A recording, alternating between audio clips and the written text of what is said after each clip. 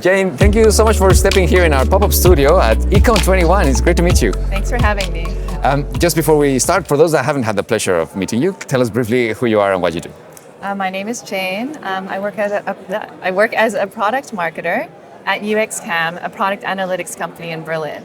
All right, so you just came off stage. You gave a really inspirational presentation about storytelling. Thank you. So I'd love to know more about storytelling because I think companies in financial services often struggle with telling a compelling narrative about what they do. So tell us a little bit, why is storytelling important in financial services? Well, in financial services, things are very complicated, but you need to explain it quickly. And you have to translate it among different members of your team, sales, marketing, even HR, what you do. And the need to simplify is getting more and more important these days because there's so much more competition. And companies are needing to grow faster and there's higher demands. Right, okay. Now, you mentioned just a while ago that you work in Berlin. How is it, we know Germans are not precisely the best at telling stories and marketing themselves. I think that happens also in the Baltics very much, where people tend to be more quiet, more reserved. How do you go about helping people tell their stories in markets that are not traditionally so outspoken? Well, because there is this problem, I was able to get a work visa, because this is a problem on the continent. Right. Because there's a big fear of lying. People think that storytelling, especially in Germany, that storytelling is like BSing, or it's lying, or it's overselling, or it's simplifying. Right. And this is a misconception. And I think when people say we're boring as hell, this makes it maybe convey some honesty in their part, that they're without the jargon or like the buzzwords. And what I'm trying to say is that just because you talk about your business doesn't mean that you're simplifying anything. Right. If you start to listen more and understand your customer and build for what they need and talk about them and circle your whole story about your customer rather than a direct conversation that is about your product and your feature, people start to understand the story better. Okay, and then I want to pick up on that because you mentioned on stage that your hero should be the customer. Yes. How do you turn that narrative of talking about this is what we do, this is what we're good at, these are our capabilities to you are now the hero of the narrative or the story that we're trying to tell?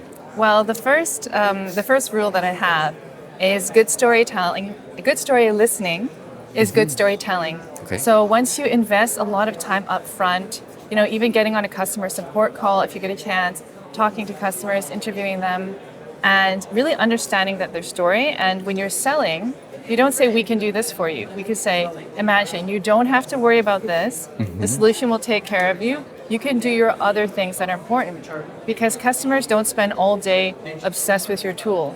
Yeah. They've got hiring, operational tasks. They got to drop their kids off at school. They got other things to do rather than be, all about your product. It should be about, your product should be about making them do less. Right. And not about how much more they can do or they have to do with your product. Right. Okay. And so what would be your main advice if you're trying to help, let's say, a payments company tell their story about the value that they bring and what they can do for customers? So you shared a framework on stage. Tell us a little bit about that. Well, if it's B2B and it's a freakishly complex product, and if it's the introduction of a new concept, what I would do is start with an analogy.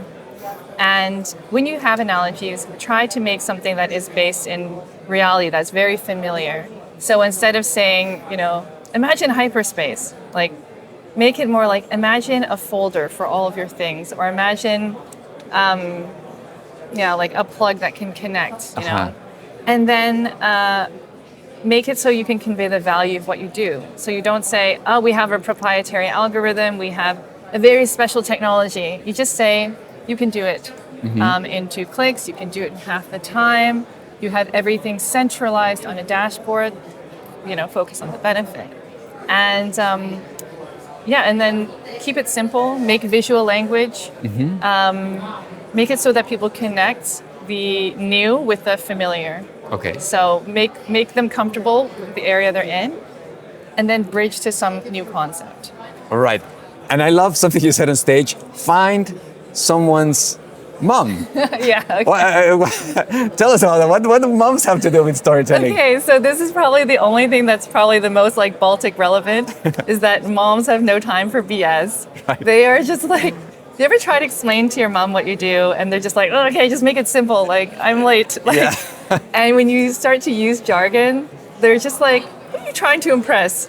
And then when you're actually working in a sales call, it's like, who are you trying to impress? Like, is this like a sales call about selling you, or are you trying to solve a problem for someone? Yeah. Right. So there's no point in trying to be fancy. And I think for at least Chinese and Baltic moms, maybe they have that in common, that they don't have. Yeah, that they just know when you're trying to like, I don't know, sound fancy. So Right. they don't like their time wasted. It's very precious. So I love that. So you know, now go find a mom. Not your mom, right? It should be someone else's mom. it could be, well, not everyone has a mom, so I didn't want to say ask your mom. Right, so right. I mean, ask any mom, your Any own, mom. if it's more convenient. Find a mom and ask them to Find a rate your mom. story. Yeah, that's the headline. All right. Then just to close, we're here at Ecom21. It's early days on the first day. What's your impression of the event so far? Well, it's very impressive. I got to see the color scheme. It's very beautiful. I think it's actually the Decta like theme colors. This is like very visually appealing. Yeah. It's not a boring looking conference. And it's very great energy here. It is indeed. And what would be the story that you would recommend Decta to tell about Ecom21? How can Ecom21 tell a story about the event? Oh gosh. I'm putting you on the spot Oh now. my gosh. Well, they've already got a great tagline where fintech and e-commerce meet. True. So, yeah, I mean, I don't want to correct them because I want to get invited next year. So I don't want to. Well, no need for that. It's a great story that they tell. And Jane, thank you so much for coming and spending time with us here. Thank you for having me.